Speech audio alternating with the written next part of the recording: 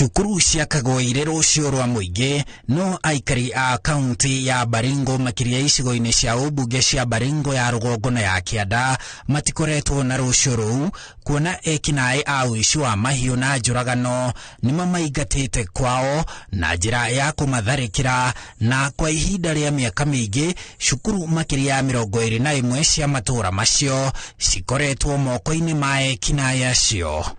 For example, Honorable CS, a school, I want to know the status of a school called Ngelecha Primary, whether they are in school or at home. I want to know a status of school called Rugus, Laramoru, Ramcha, Bartalo, and Murat.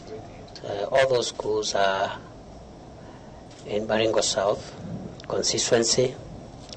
2 of them are in Baringo North constituency. That area has been terrorized for a very long time.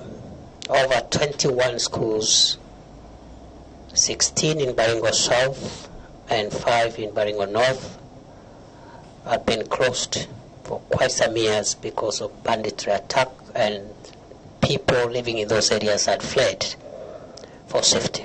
Kwa mũhano, cukuru wa Ngelecha ũrĩa ũrĩ Baringo ya mũhuro kũhakana na kaunti ya Laikipia wĩgwatĩirwo nĩ mwĩkinaĩ ũmwe mĩaka 10 mĩhetũku. Mwĩkinaĩ ũcio agĩtua cukuru ũcio mũciĩ wake, kũrĩa we, atumia ake hamwe na ciana ciake ciĩting'ũragĩria. One of the schools actually was taken over by bandits, and the classrooms became the home of the bandits. One class 8, became the bedroom of the head of the family. Class 7 became the bedroom of the first wife. Class 6 became the bedroom of the second wife. Class 5 became the bedroom of the firstborn. And there is no greater level of impunity and lawlessness like that than that. Dithemba mwaka mũthiru, President William Ruto niwe wathire honge cia ũgitĩri icokerie mũingĩ cukuru icio kuma moko-inĩ ma ekinaĩ, na cukuru 14 nĩ icokeirio mũingĩ gũkinyĩria rĩu. We have been able to open a total of 14 schools, and I know them. So, Senator, I'm not just giving a media story for the media. I know the schools. It's only that the names are a bit difficult. Iko Harabar, Iko Kapindasum, Iko Ile Kasiela. I know all of them. Even the ones you have cited, I know where they are. Cukuru mũgwanja iria itigarĩte irabatara gwakwo werũ tondũ nĩ ciacinĩtwo ciothe. We have secured 100 million shillings, and me and my colleague, the CS for Education, are going to Arabar, to Ngelecha, to Mukutani, to make sure that we rebuild the schools that were burnt down and vandalized by bandits.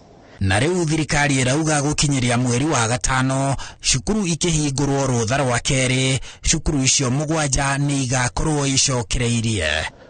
We are even discussing with TSC to help us get additional teachers from the local community, because most of the teachers posted there are still not very comfortable and they keep on asking for transfers. And we are working with the members of parliament and the leaders of Baringo. In fact, I'm supposed to meet them this week. By next time, all the schools will be open. And I want to say this, that those schools will never be shut again. Mũtugo ũyũ wa ekinaĩ kwĩgwatĩra kana gũcina cukuru ũroneka tarĩ guo wĩkinaĩ mwerũ wa kũhamũrithia andũ kaimana, kuona ona mwaka wa 2021 ekinaĩ acio mahithũkĩire itũũra rĩa Olmoran kaunti-inĩ ya Laikipia rĩrĩa rĩhakaine na kaunti ĩyo ya Baringo.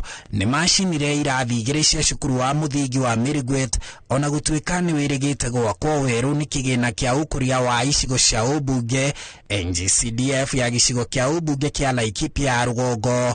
Thirikari ĩkiuga wĩkinaĩ ũyũ ũkũng'ethanĩrwo naguo ta ũtoi.